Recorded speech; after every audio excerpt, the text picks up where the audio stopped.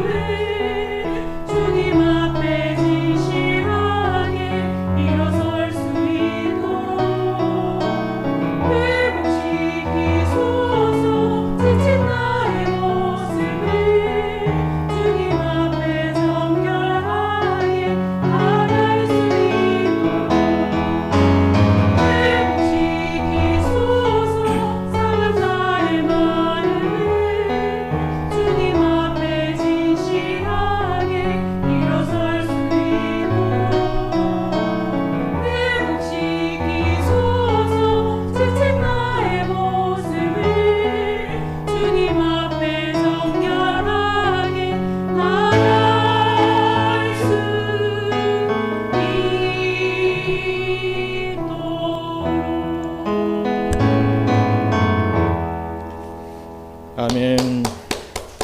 하나님의 말씀 우리 역대기상 21장 1절로 22장 1절까지의 말씀입니다. 그 중에서 21장 1절로 2절 말씀만 함께 봉독하도록 하겠습니다. 사탄이 일어나 이스라엘을 대적하고 다윗을 충동하여 이스라엘을 계수하게 하니라.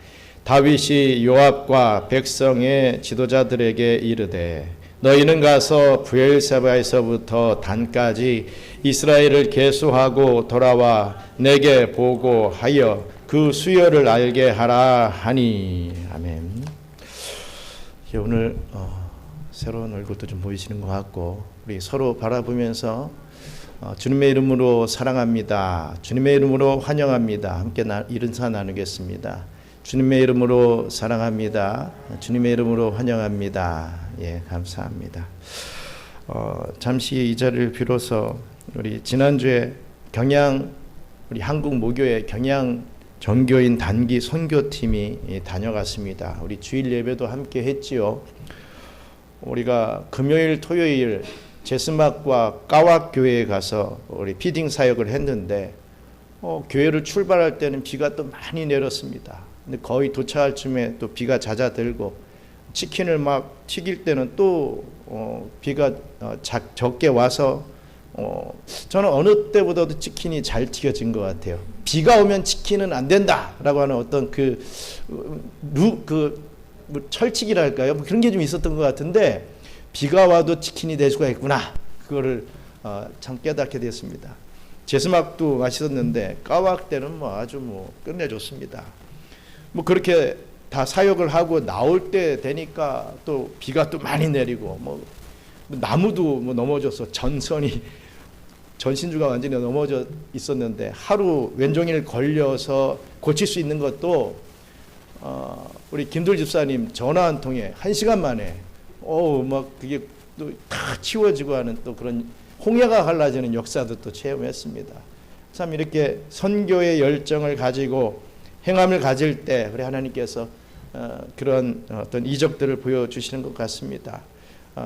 함께 하셨던 분들 수고하셨고 또 함께 하지 못했지만 기도해 주신 분들 참 너무 수고를 많이 하셨습니다. 우리 경양 전교인 단기 선교팀들도 저희들에게 많이 감사한다라는 말을 전했습니다. 다시 한번 감사드리고 이런 선교의 일들을 계속해서 이어갈 수 있는 저와 여러분들 되시기를 주님의 이름으로 축원합니다. 여러분 한국에 계실 때는 보통 명절 연휴에 이 친족들과 함께 즐거운 시간을 보내셨을 때가 있었을 것입니다. 타국 땅에 와서는 그러지 못하는 부분들이 많이 있지만 한국에서는 그래도 명절만큼은 우리 이 혈육들과 함께 만나서 시간을 나누게 되지 않습니까? 그러다가 아주 가끔 뭐 화투나 이 고스톱 같은 오락을 즐기기도 하셨을 것입니다. 저는 뭐 고스톱을 거의 하지 않습니다. 하지만 예전엔 분위기를 좀 맞춰주기 위해서라도 약간 했을 때가 있습니다. 그런데 이 고스톱을 칠 때 가만히 보면 유독 얄미운 사람이 있습니다. 누구겠습니까? 뭐 유독 돈을 잘 따는 사람이 얄밉겠습니까? 아니면 옆에서 이렇게 해라 저렇게 해라 하고 훈수 두는 사람이 얄밉겠습니까? 제 생각에는 자기는 못 먹으면서도 남의 패를 기가 막히게 앞에서 끊어먹는 사람, 그 사람이 가장 얄밉지 않나 이런 생각을 하게 됩니다. 모처럼 좋은 패가 들어와서 이번만큼은 내가 뭔가 할 수 있겠다, 이 한 판 크게 따겠다 이렇게 기대를 했는데 갑자기 앞에서 자기가 이익도 없으면서 이 싹도 끊어버리면 정말 맥이 빠지기 마련이죠. 이렇게 남이 잘 되는 꼴을 못 보고 중간에 끊어먹는 짓은 영적으로 이 사탄이 제일 잘하는, 제일 좋아하는 일이라고 하는 사실입니다. 뭔가 될만 하면 못하게끔 방해하는 게 사탄의 이런 이 역사임을 봅니다. 오늘 본문 말씀 역대상 21장 1절이 바로 그렇게 시작되지요. 뭐라고 시작합니까? 사탄이 일어나, 이런 말로 시작을 하는 거예요. 다윗의 생애에 중요한 일이 지금 진행되고 이 마지막 결실을 맺으려고 할 그 중요한 시기에 사단이 끼어들어서 다윗의 길을 지금 가로막으려고 한 것입니다. 우리 역대상 21장 1절로 6절 말씀 함께 읽겠습니다. 사탄이 일어나 이스라엘을 대적하고 다윗을 충동하여 이스라엘을 계수하게 하니라. 다윗이 요압과 백성의 지도자들에게 이르되 너희는 가서 브엘사바에서부터 단까지 이스라엘을 계수하고 돌아와 내게 보고하여 그 수요를 알게 하라 하니 요압이 아뢰되 여호와께서 그 백성을 지금보다 100배나 더하시기를 원하나이다. 내 주 왕이여 이 백성이 다 내 주의 종이 아니니까 내 주께서 어찌하여 이 일을 명령하시나이까? 어찌하여 이스라엘이 범죄하게 하시나이까 하나 왕의 명령이 요압을 재촉한지라. 드디어 요압이 떠나 이스라엘 땅에 두루 다닌 후에 예루살렘으로 돌아와 요압이 백성의 수요를 다윗에게 보고하니 이스라엘 중에 칼을 뺄 만한 자가 110만 명이요 유다 중에 칼을 뺄 만한 자가 47만 명이라. 요압이 왕의 명령을 마땅치 않게 여겨 레위와 베냐민 사람은 계수하지 아니하였더라. 아멘. 사탄이 이스라엘을 대적하고 다윗을 격동하여서 모든 일을 망치려 한 때가 언제라고 지금 말하고 있습니까? 이 역대상 20장에 보면요, 다윗이 전쟁 때마다 승리를 합니다. 그리고 많은 보물을 모았다라고 하는 기록이 20장에 나와 있습니다. 이는 아들 솔로몬이 성전을 건축하게 될 때 사용하게 될 그것을 준비하던 다윗의 전성기였습니다. 다윗이 성전을 짓기 위해서, 그 아들 솔로몬을 통해서 성전을 짓게 하기 위해서 활동할 때, 그때가 제일 전성기였다는 거죠. 그리고 22장에서는 다윗이 성전 건축 준비를 이제 다 마치고 아들 솔로몬에게 왕위를 물려주며 성전 건축을 부탁하는 유언을 남기게 됩니다. 사탄은 바로 그 중요한 시기에 나타났던 것이죠.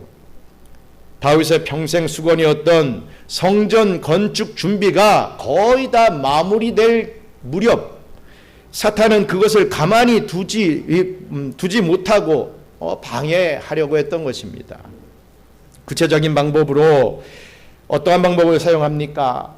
다윗의 마음에 인구 조사를 좀 해봐, 이런 마음을 부추깁니다.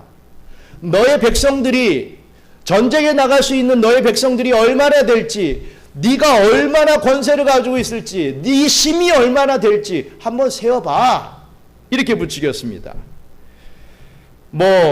왕이 인구조사를 하는 것이 당연한 건 아니냐, 그럴 수 있지 않겠느냐라고 생각할 수 있겠지만, 이게 뭐가 문제냐라고 여길 수 있겠지만 그런 것이 아니었습니다. 이 상황에서 다윗에게는 큰 영적 문제가 되었던 것이죠. 5절에 보시면 이스라엘 중에 칼을 뺄 만한 자가 라고 했듯이, 말씀드렸다시피 이것은 군인의 수를 파악하기 위함이었습니다. 숫자가 얼마나 되느냐 이게 중요한 게 아니라 싸울 수 있는 이 군사력이 얼마나 되느냐, 이게 중요했던 것이지요. 이는 다윗이 하나님보다 자기의 군대의 힘을 더 의지하게 될 위험이 있었고, 또 그것으로 인하여 교만에 빠지게 될 수 있었기 때문에 그것은 하나님 앞에서 죄가 되었던 것입니다. 부하인 요압은 이 인구조사의 영적인 문제를 깨닫고 다윗에게 간언합니다. 하지만 이미 사단의 유혹에 넘어간 다윗의 마음은 돌릴 수가 없었습니다. 결국 인구조사는 실행되었고, 다윗은 한창 잘 나가던 중에 하나님 앞에서 이러한 큰 실수를, 죄를 저지르게 되고 만 것입니다. 하나님께 촉망받던 다윗, 성전 건축 준비에 정말 매진하고 힘쓰던 그 다윗이 바로 이 사건으로 크게 넘어지고 말았습니다. 그렇다면 이 시험의 결과는 어떠했겠습니까? 하나님께서는 당신의 충성스러운 종이 시험에 빠졌을 때 과연 어떻게 인도하셨겠습니까? 오늘 본문을 통해서 바로 이 질문에 답을 찾아 함께 은혜 나누게 되시는 저와 여러분들 되시기를 주님의 이름으로 축원합니다. 먼저 첫째로, 그 시험을 통과하면서 다윗은 더욱 하나님과 가까워지게 되었습니다. 역대상 21장 7절로 14절 말씀, 좀 길지만 함께 읽겠습니다. 하나님이 이 일을 악하게 여기사 이스라엘을 치심해 다윗이 하나님께 아뢰되 내가 이 일을 행함으로 큰 죄를 범하였나이다. 이제 간구하옵나니 종의 죄를 용서하여 주옵소서. 내가 심히 미련하게 행하였나이다 하니라. 여호와께서 다윗의 선견자 갓에게 말씀하여 이르시되 가서 다윗에게 말하여 이르기를 여호와의 말씀이 내가 내게 세 가지를 내어 놓으리니 그 중에서 하나를 내가 택하라. 내가 그것을 내게 행하리라 하셨다 하라 하신지라. 갓이 다윗에게 나아가 그에게 말하되 여호와의 말씀이 너는 마음대로 택하라. 혹 3년 기근이든지 혹 내가 석 달을 적군에게 패하여 적군의 칼에 쫓길 일이든지 혹 여호와의 칼 곧 전염병이 사흘 동안 이 땅에 유행하며 여호와의 천사가 이스라엘 온 지경을 멸할 일이든지라고 하셨나니 내가 무슨 말로 나를 보내신 이에게 대답할지를 결정하소서 하니 다윗이 갓에게 이르되 내가 공경에 빠졌도다. 여호와께서는 긍휼이 심히 크시니 내가 그의 손에 빠지고 사람의 손에 빠지지 아니하기를 원하나이다 하는지라. 이에 여호와께서 이스라엘 백성에게 전염병을 내리시매 이스라엘 백성 중에서 죽은 자가 7만 명이었더라. 아멘. 그렇습니다. 인구조사는 하나님께서 괘씸하게 여기신 중대한 범죄였습니다. 하나님께서 즉시 이스라엘을 치시는 반응을 보이시자 다윗은 자기 잘못을 곧바로 깨닫게 되지요. 하나님께서 다윗을 인정하시는 이유는요, 다윗이 잘못을 저지르지 않아서가 아닙니다. 잘못을 저질렀을 때 즉각적으로 깨닫고 바짝 엎드릴 줄 아는, 회개할 줄 아는 다윗이었기 때문에 하나님께서는 다윗을 들어 사용하신 것입니다. 다윗이 바로 지금도 그런 모습을 보여주고 있지요. 하나님 잘못했습니다 라고 무릎을 꿇었던 것입니다. 그리고 하나님 앞에 엎드려 내가 이 일을 행함으로 큰 죄를 범하였습니다 라고 고백합니다. 다윗은 변명하지 않고 자신의 죄를 깨끗하게 이렇게 회개를 했습니다. 하나님께서는 이 순간 다윗의 죄를 바로 용서하셨을 것입니다. 하지만 죄의 대가는 치르게 하셨죠. 하나님께서는 신자의 죄를 용서하시지만 이 세상에서 그 죄값을 치르게 하실 때가 있는데 바로 이 경우가 그렇습니다. 그래서 하나님께서는 말씀하신 대로 3년 기근, 3개월 패전과 도망 생활을 하는 것 또는 3일간의 온역 중 하나를 다윗에게 택하게 하셨던 것입니다. 이 세 가지 중에 네가 하나를 택하라. 네가 원하는 대로 내가 이 대가를 치르게 하겠다. 이렇게 말씀하신 것입니다.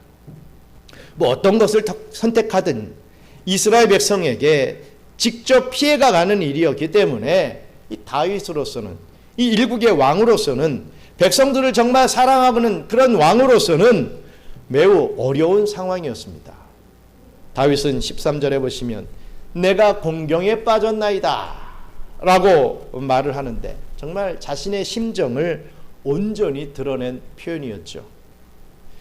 죄는 이미 저질러졌고 물론 용서는 받았지만 벌은 피할 수가 없었습니다.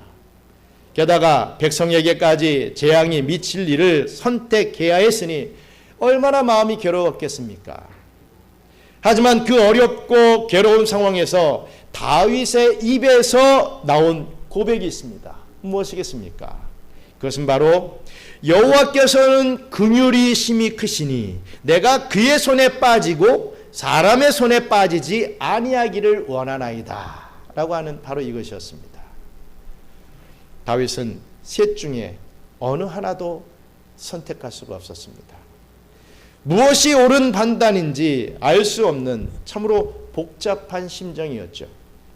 그러나 그런 딜레마 속에서도 다윗은요 한 줄기 빛을 붙잡았습니다. 그것은 여호와께서는 긍휼이 크시다.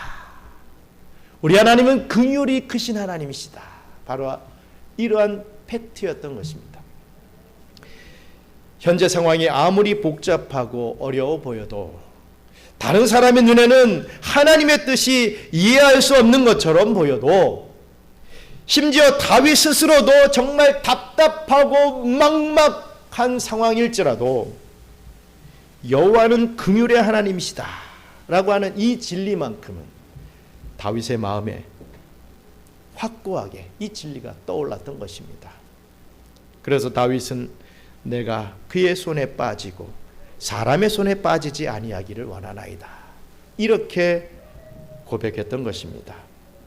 벌을 받아도 하나님의 손에서 받고 괴로워도 하나님의 손에서 당한다면 그 하나님은 본성적으로 긍휼하신 분이시기 때문에 자신에게는 희망이 있다는 것이 다윗이 생각해낼 수 있는 유일한 것이었습니다.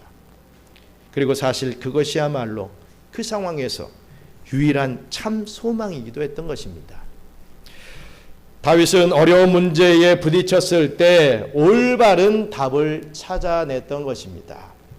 사람들은 어려움에 닥치게 되면, 어려운 상황에 처하게 되면 뭐 이 방법 저 방법 다 생각해내죠. 이러면 좋을까, 저러면 좋을까, 저 사람에게 도움을 구하면 좋을까, 저 사람에게 돈을 빌리면 좋을까, 뭐 많은 생각들을 가지지만, 여러분 그런 어려움에 봉착했을 때 다윗 같은 답을 찾아내시기 바랍니다. 하나님은 긍휼의 하나님이시구나, 그 하나님을 의지해야 되겠구나, 이것을 잊지 말아야 할 것입니다. 이 정도 가지고 큰 죄냐? 다윗은 항의하지 않았습니다. 벌이 너무 심한 거 아닙니까? 이렇게 대들지도 않았습니다. 괴로운데 이런 선택을 주시니 너무한 거 아닙니까? 이런 말조차 다윗은 한마디도 하지 않았습니다. 뭐 가인 같은 사람이라면 10번도 넘게 더 항의했을 상황에서 다윗은 오직 긍휼의 하나님께만 더 바짝 매달렸던 것입니다.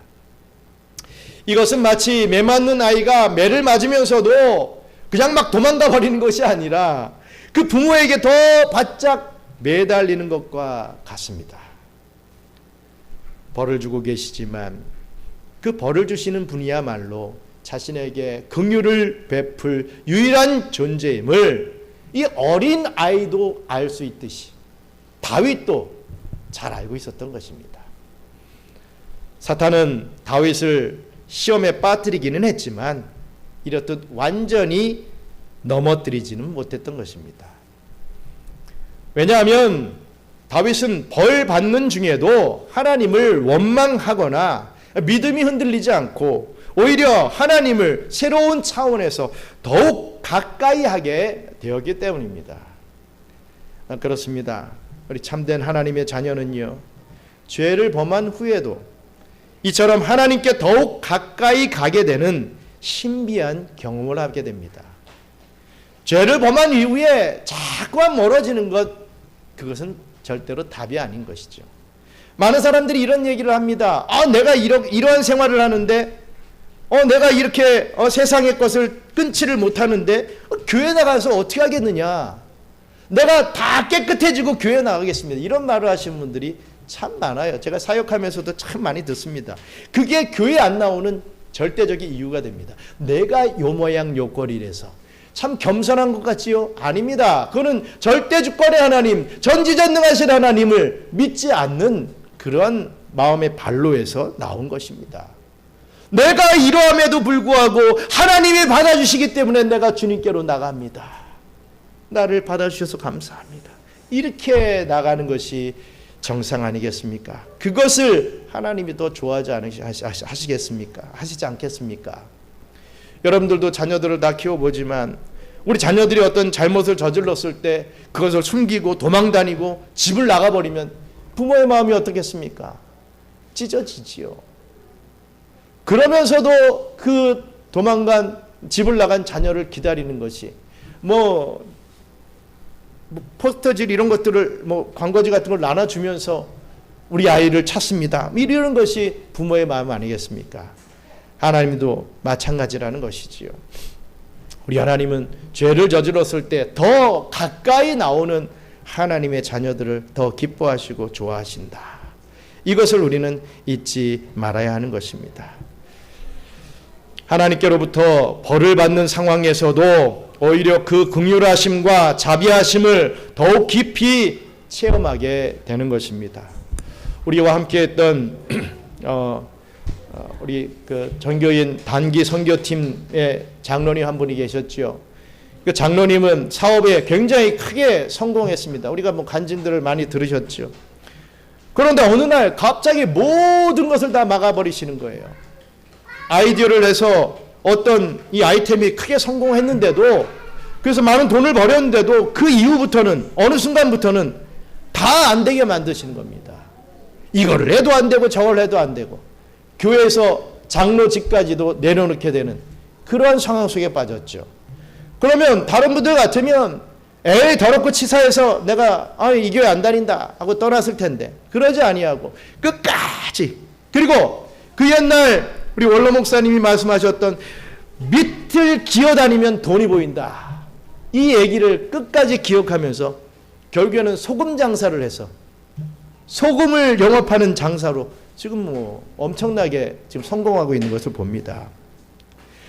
절대로 성공할 케이스가 아닌데 또 하나님 앞에 붙잡히니까, 매달리니까 하나님이 성공하게 하시더라 이거지요. 참 그렇습니다. 우리는 이런 어려운 상황을 통해서 내가 죄인이기 때문에 도망다니는 게 아니라 더 하나님 앞에 매달리면 결국에는 하나님이 회복시켜 주시고 하나님께서 은혜와 복을 주신다. 왜? 그를 이렇게 다윗과 같이 사용하기 위해서 그렇게 하신다. 그 개인이 잘 되기 위해서가 아니라 하나님이 귀하게 이 구속사에 쓰시기 위해서 그러한 은혜와 축복을 주신다는 것을 우리는 잊지 말고 믿어야 할 것입니다. 그런 신자는 사탄이 잠시 넘어뜨릴 수는 있어도 이렇듯 곧바로 일어서서 오히려 더 힘차게 나아갈 수 있게 되는 것입니다. 이 사실을 굳게 믿고 잠시 사탄의 유혹에 빠져 죄를 지었다 할지라도 결코 하나님과 멀어지는 것이 아니라 더욱 하나님과 가까워지는 그러한 은혜를 체험하게 되시는 저와 여러분들 되시기를 간절히 바랍니다. 끝으로 다윗은 그 시험을 통과하면서 자기가 받은 사명에 더욱 박차를 가하게 되었습니다. 그 시험 때문에 더 사명에 박차를 가하게 되었다는 것입니다. 역대기상 21장 15절로 17절 말씀 함께 읽겠습니다. 하나님이 예루살렘을 멸하러 천사를 보내셨더니 천사가 멸하러 할 때에 여호와께서 보시고 이 재앙 내림을 뉘우치사 멸하는 천사에게 이르시되 족하다 이제는 내 손을 거두라 하시니 그때에 여호와의 천사가 여보스 사람 오르난의 타작 마당 곁에 선지라. 다윗이 눈을 들어보매 여호와의 천사가 천지 사이에 섰고 칼을 빼어 손에 들고 예루살렘 하늘을 향하여 편지라.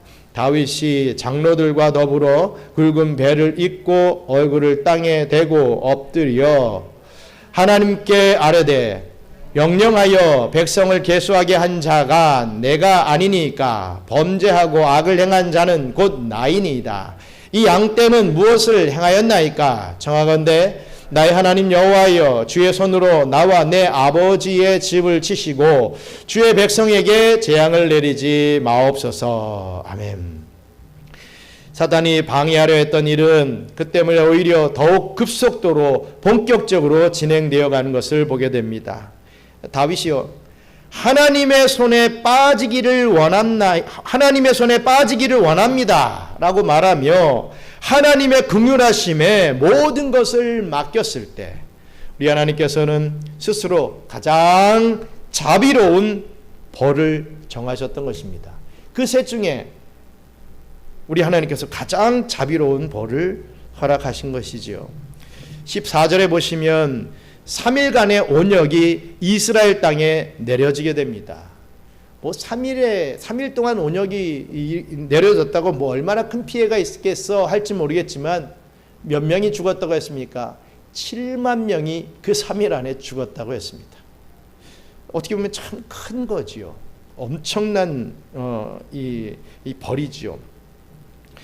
이 재앙은 사무엘하 15장에서 29장에 나타난 압살롬의 반역 때 이스라엘 백성들이 다윗 왕과 하나님을 배반했던 그 죄의 몫이기도 했습니다.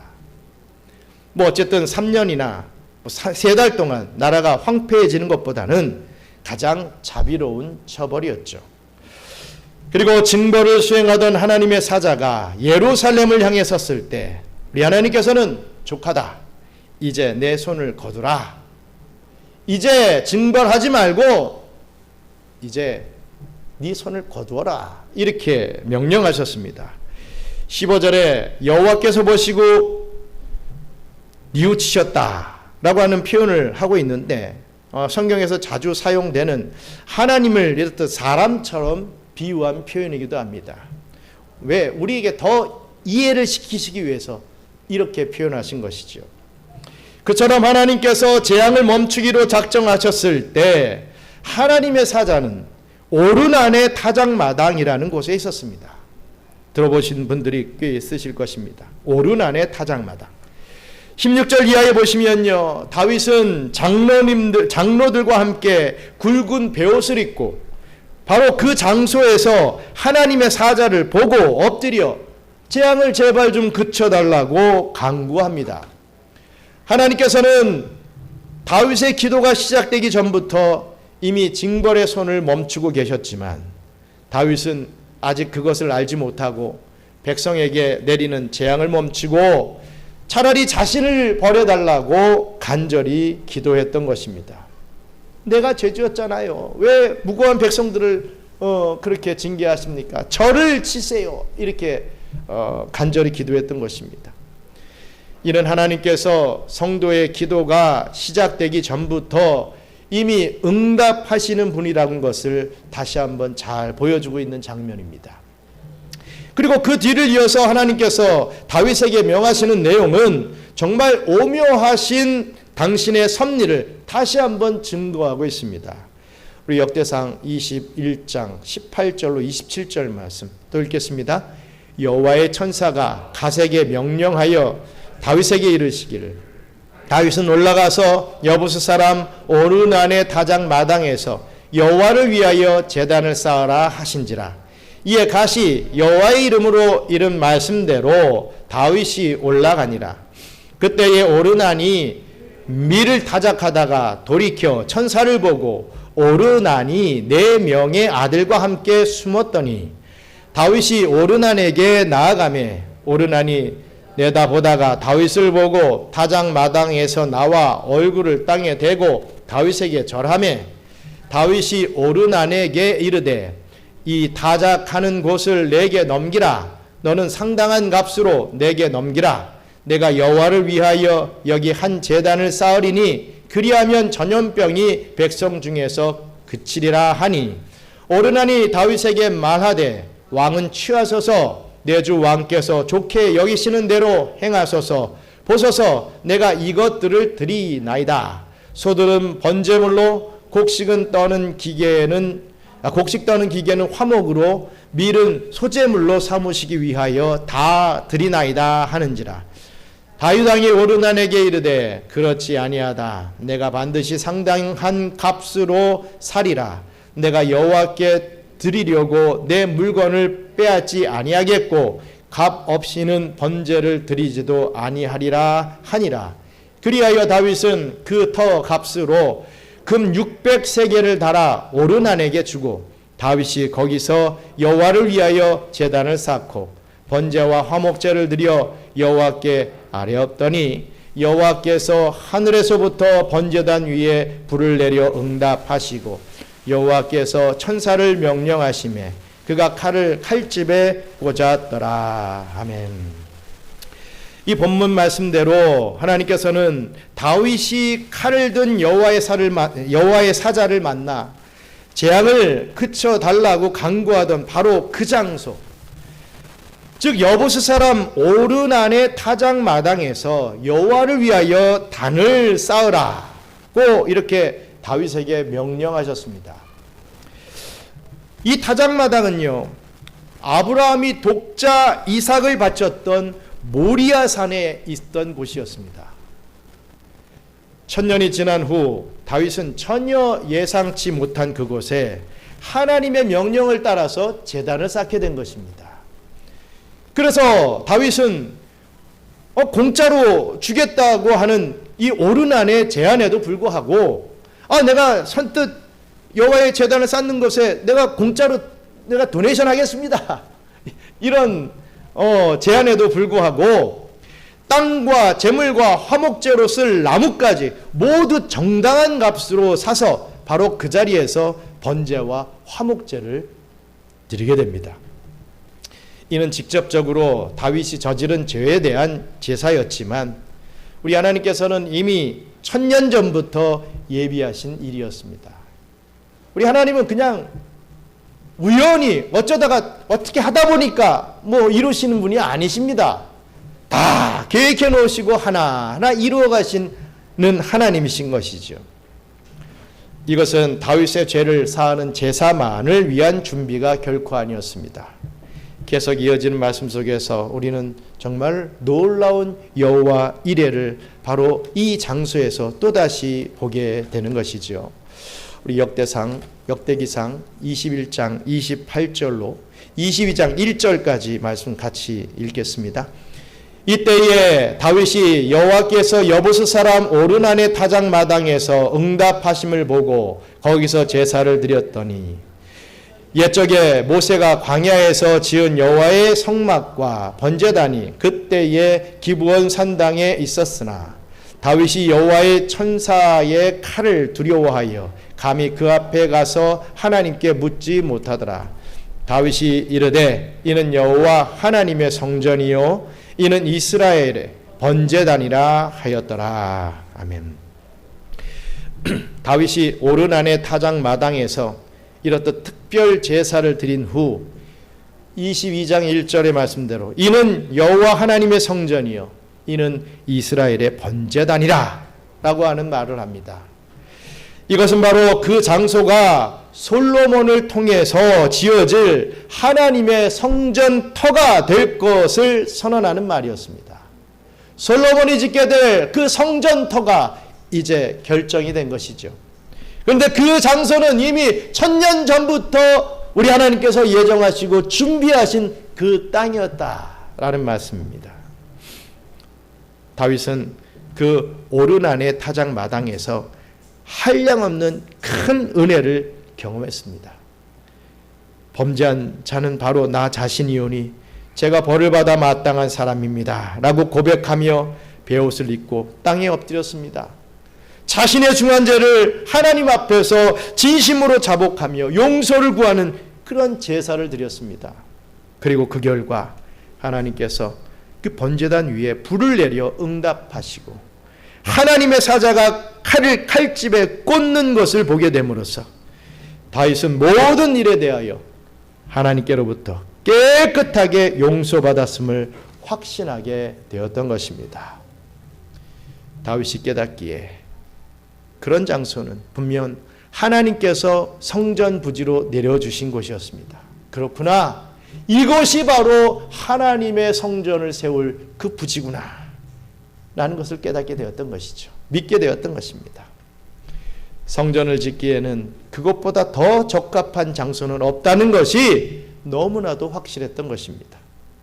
이전까지 장막과 번제단이 있던 이 기브온 산당은 이제 다윗이 다시 가지 못할 곳이 되어버렸던 것입니다. 왜냐하면 그 순간부터 다윗에게는요, 그 오르난의 타작마당이 바로 하나님의 전이요 이스라엘의 번제단이 세워질 곳이 되었기 때문입니다. 그렇습니다. 우리의 진정한 성전은 어떤 곳에 세워지는 것이겠습니까? 어떤 곳에서 여기가 바로 이 자리가 바로 내게는 하나님의 전이요 내가 하나님께 제물을 드려야 할 번제단이로구나 라고 하는 확신이 들게 되겠습니까? 어떤 곳에서 이곳이야말로 내가 섬길 교회요 내가 하나님 앞에서 예배 드려야 할 교회로구나 라고 하는 체험이 불일듯 일어나게 되겠습니까? 그런 곳이란 바로 우리가 하나님 앞에서 진심으로 회개하고 용서받는 감격의 경험을 하는 것, 그것이 바로 내가 하나님 앞에 예배드려야 할 교회로구나 라는 것을 깨닫게 되는 것입니다. 이 교회 교육관이 얼마나 큰가? 카페는 없나? 뭐 한국에서 오신 분들은 보통 교회 가면 다 카페가, 조그만 교회도 요즘은 다 카페가 있습니다. 카페가 없나? 카페가 없는 것은 교회도 아니네? 뭐 이렇게 생각할 수도 있지요. 목사님이 잘생겼나? 뭐 재미있게 말을 잘하나? 뭐 성경만 얘기하지 않고 뭐 다른 뭐 재밌는 얘기들 다 끌어와서 우리를 웃겨주는 목사님이 아닌가? 뭐 이런 것들을 기대할 수도 있습니다.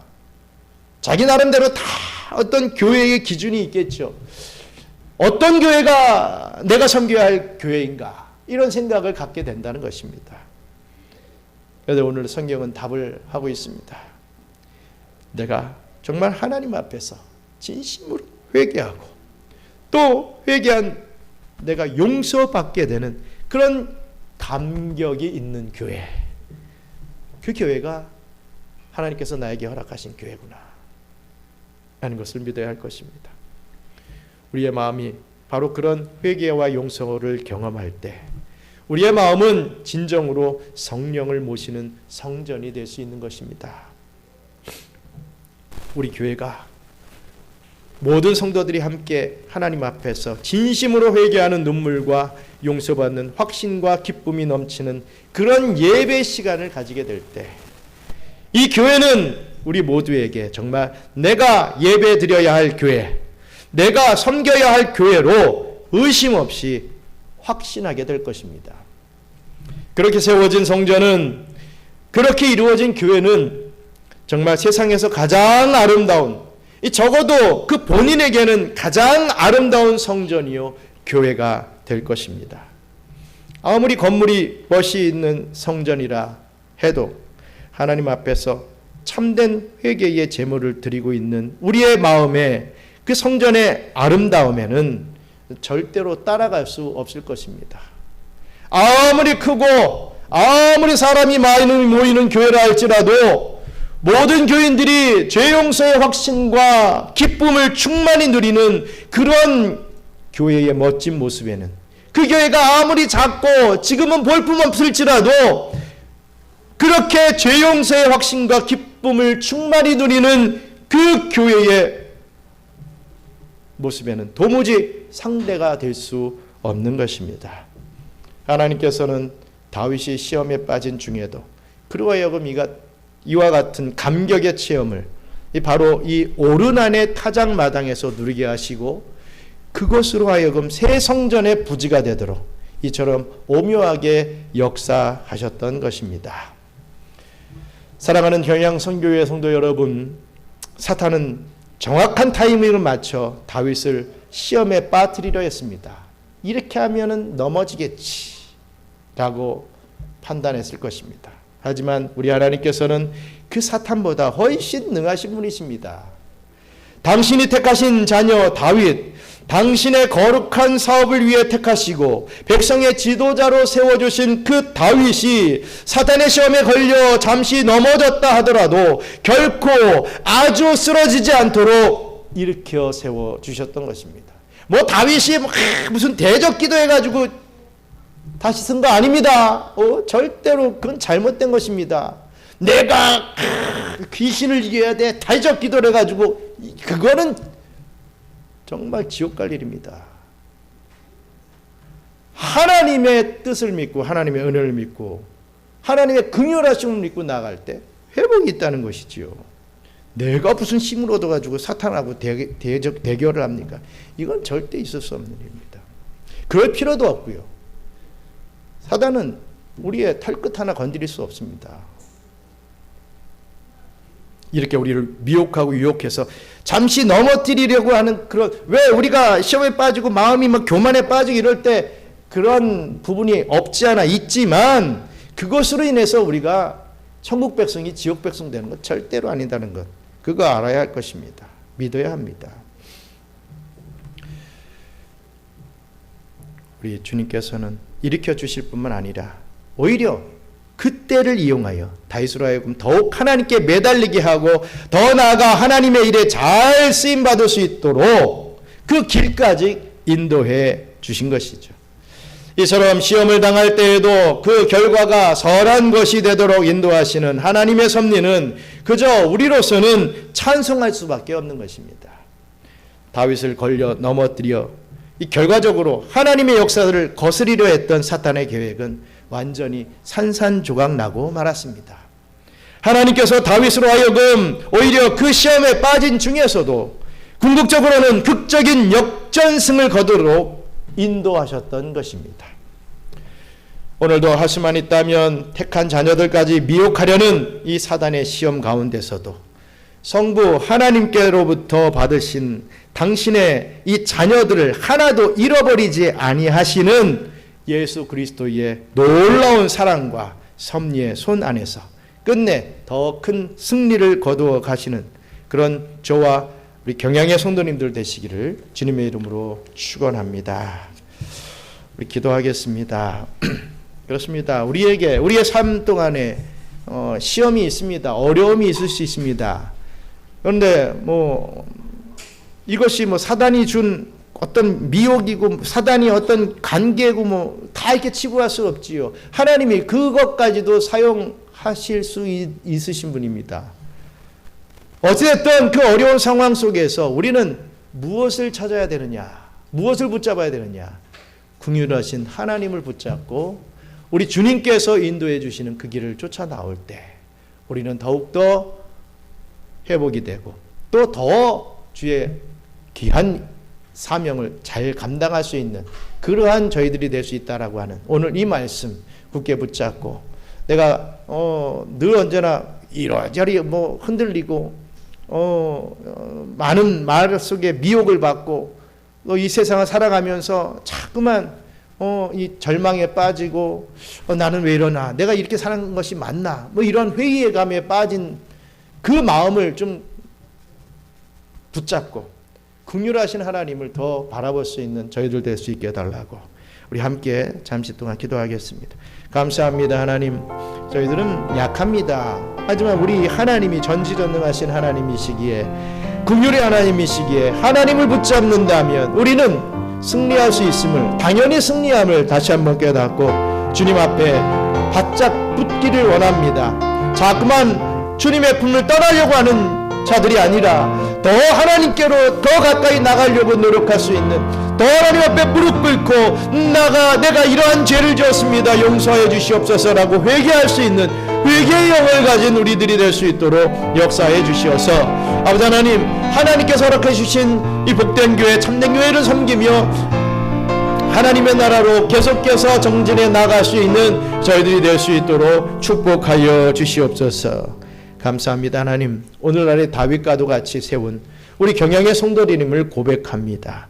아버지 하나님, 정말 귀한 신앙의 삶을, 또 사명의 삶을 살아나가고 있고 또 살아가야 합니다. 그런 막중한 임무를 맡고 있기에 우리 하나님께서 저희들을 지키시고 보호해 주실 줄 믿습니다. 그런 중에도 우리 사단의 꾀임이 있을 수도 있고 또 하나님의 테스트, 시험이 있을 수도 있음을 고백합니다. 그래야 할 때마다 하나님의 긍휼하심에 더 바짝 붙고 하나님께서 원하시는 그 말씀대로 살아드릴 수 있는, 또 하나님이 기뻐하시는 대로 기도할 수 있는 저희들이 되게 도와주시어서 더욱더 승리하는 신앙의 삶을 살아드릴 수 있는 저희들 될 수 있도록 역사하여 주시옵소서.